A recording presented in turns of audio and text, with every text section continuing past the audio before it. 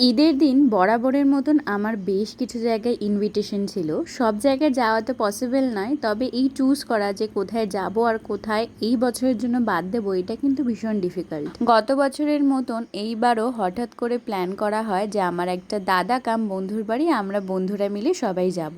এই বছর ঈদের দিন অসম্ভব গরম পড়েছিল, আর এখানে অর্পিতা এসে অনেকক্ষণ থেকেই দাঁড়িয়ে আছে আমাদের জন্য। আমি তো ঠিকঠাক টাইমেই চলে এসেছি, আরও একজনের আসার অপেক্ষায় ছিল, সে আসলো, তারপর আমরা তিনজন মিলে চলে আসলাম বন্ধুর বাড়ি। এই যে এইটা হলো বিক্রম দা, আর বিক্রম দাদের বাড়িতে আজকে আমাদের ইনভিটেশন। আমরা গিয়েই দেখলাম যে বিক্রম দা এখানে লস্যি বানানোর প্রিপারেশন করছে। আসার সাথে সাথেই আমাদেরকে মাজা দিল খাওয়ার জন্য। আমরা তাড়াতাড়ি করে খেয়ে দিয়ে লেগে পড়েছি কিন্তু এখানে ফুলদমে কাজ করতে। অর্পিতা ড্রাই ফ্রুটস গুলো চপ করে দিয়েছে, আর আমি অনেকটা লস্যি কিন্তু গ্লাসে ঢেলে তার উপর গার্নিশিং করেছি।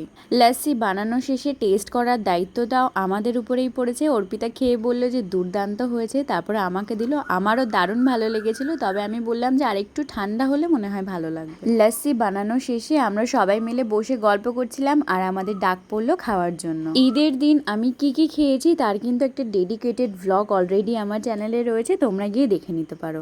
যাই হোক, এত সব টেস্টি টেস্টি খাবার দেখে কি না খেয়ে বসে থাকা যায়? আমরা সবাই জমিয়ে খাওয়া দাওয়া করলাম আর প্রচুর গল্প করেছি। খাওয়া দাওয়া শেষে ছাদে গিয়ে ঘুরেছি, কোল্ড ড্রিঙ্কস খেয়েছি, আরও আড্ডা মেরেছি, তবে সেই সব কিছুর ভিডিও আমার নেওয়া হয়নি। তো এই ছিল আমার ঈদের ভিডিও, আশা করি তোমাদের দেখতে ভালো লেগেছে। Thanks for watching.